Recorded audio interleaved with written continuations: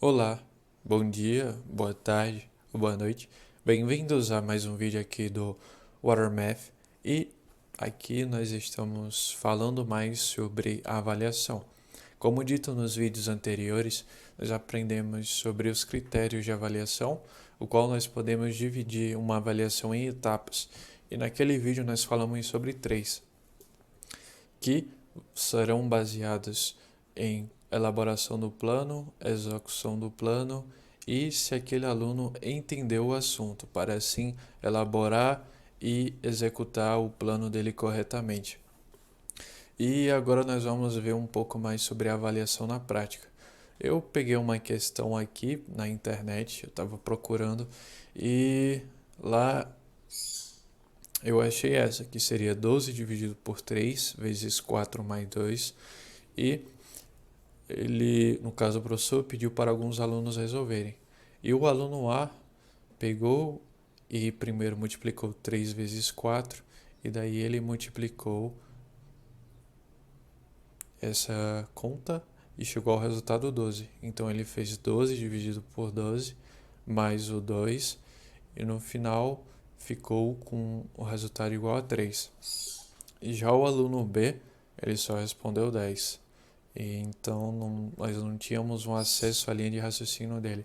Eu até tentei ver se eu conseguia chegar nesse resultado, mas não consegui. Então, se você conseguir chegar nesse mesmo resultado no final, comenta aqui embaixo para mim ver como ele pensou. Já o aluno C, ele pegou e primeiro dividiu 12 por 3, que deu 4, e depois ele multiplicou por 4 de novo. E finalmente ele somou mais 2, chegando ao resultado 18. Então, aqui nós podemos ver que cada aluno pode ter linhas de raciocínios diferentes. Aquele que está mais próximo, aquele que está mais distante da questão e aquele que realmente acertou ela. Então, a partir disso, nós temos que aplicar os critérios de avaliação.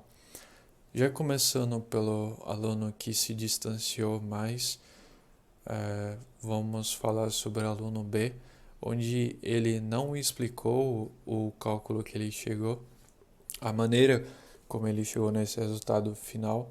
Então, ele demonstra não ter conhecimento sobre o assunto e simplesmente respondeu. Já o aluno A, ao menos ele demonstra ter um conhecimento sobre multiplicação e divisão, mas ele não tem conhecimento sobre a prioridade da divisão e da multiplicação em uma conta. Porque ele primeiro fez a multiplicação, sendo que a divisão vinha antes dela. Então, o correto seria fazer 12 dividido por 3, que daria 4. Depois nós iríamos multiplicar por 4, que daria 16. E finalmente nós somaríamos com 2, que daí nós chegaríamos no resultado de 18. E o aluno A demonstra ter conhecimento, planejamento, vamos dizer que ele tem em tese. Para ser mais exato, ele não tem um conhecimento muito profundo sobre aluno, mas ele tem um planejamento, ele planejou a parte na execução, porém ele falhou por não ter o conhecimento necessário. Ele até tinha sobre multiplicação e divisão, como eu falei anteriormente, mas ele não sabia do critério que essas duas ações têm numa conta. Já o aluno C, ele foi, e como eu já falei a resposta anteriormente, ele começou dividindo 12 por 3, depois multiplicou por 4 e somou por 2, chegando ao resultado de 18. Então, se fosse para nós darmos uma nota, de antemão nós teríamos que dividir as três etapas, que seria o conhecimento, o planejamento e a execução do plano. Então, sobre conhecimento, o aluno C demonstrou dominar, sobre o planejamento ele executou corretamente e a execução também. Então, o aluno C teria tirado 10. Já o aluno B, por ele não ter demonstrado nem conhecimento, nem planejamento, nem execução, ele infelizmente tiraria 0. Já o aluno A, por ele demonstrar um planejamento bom, afinal de contas ele executou as divisões e multiplicações corretamente, ele só errou a ordem de fazer isso. Então, ele pecou um pouco em conhecimento, mas em planejamento e execução ele fez bem. Então, se formos pegar com a base 4 de conhecimento, ele teria mais ou menos a metade. E o planejamento e execução, como ele falhou um pouco no planejamento, que seria na ordem correta, que é interligado com o conhecimento, então seria na faixa de 6 pontos. Seria 2 do conhecimento, 2 do planejamento e 2 da execução.